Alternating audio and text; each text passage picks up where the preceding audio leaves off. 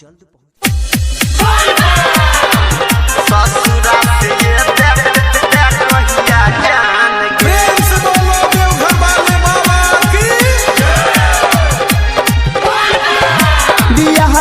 ससुरा के लगेला नहीं एको बेर फोन तू केला देवा घर जाय के पड़ै छियै पलान गे सुनना ससुरा से ये कहिया जान गे बियाह के ससुरा के लगेला नहीं एको बेर फोन तू केला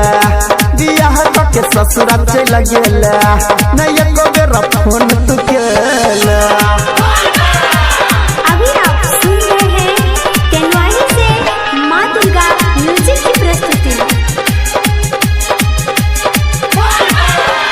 घंटी वाला कांवर किनबै करते छम छम गे संगे संगे करबै बाबा के दर्शन गे तोरे कहै छियौ घंटी वाला कांवर किनबै करते छम छम गे संगे संगे करबै भोला के दर्शन गे हमारा पर से हट गेलौ की ध्यान गे सुनना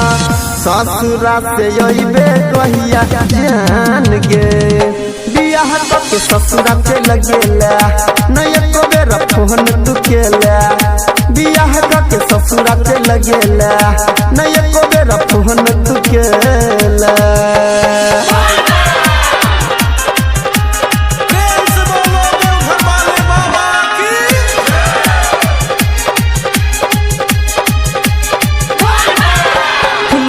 रुपया छोड़ी अपना भातार से भोला दुवरिया देबै वाला कार से जमी ना लोली रुपया छोड़ी अपना भातार से भोला दुवरिया देबै वाला कार से की न देब मेकअप के सामान गे सुनना ससुरा से ये कहिया जान गे बियाह के ससुरा के लगेला नहीं एको बेर फोन तू केला बियाह के ससुरा के लगेला नहीं एको बेर फोन नहीं केला।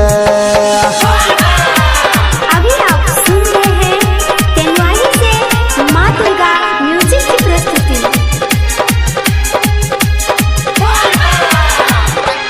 राइटर पंकज गेलै पगड़ी बन के याद में तोरे अनिल रह जाय छौ कान के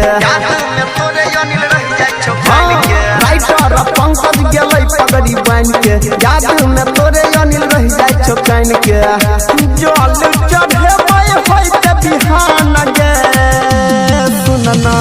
ससुरा से ये कहिया जान गे बियाह के ससुरा के लगेला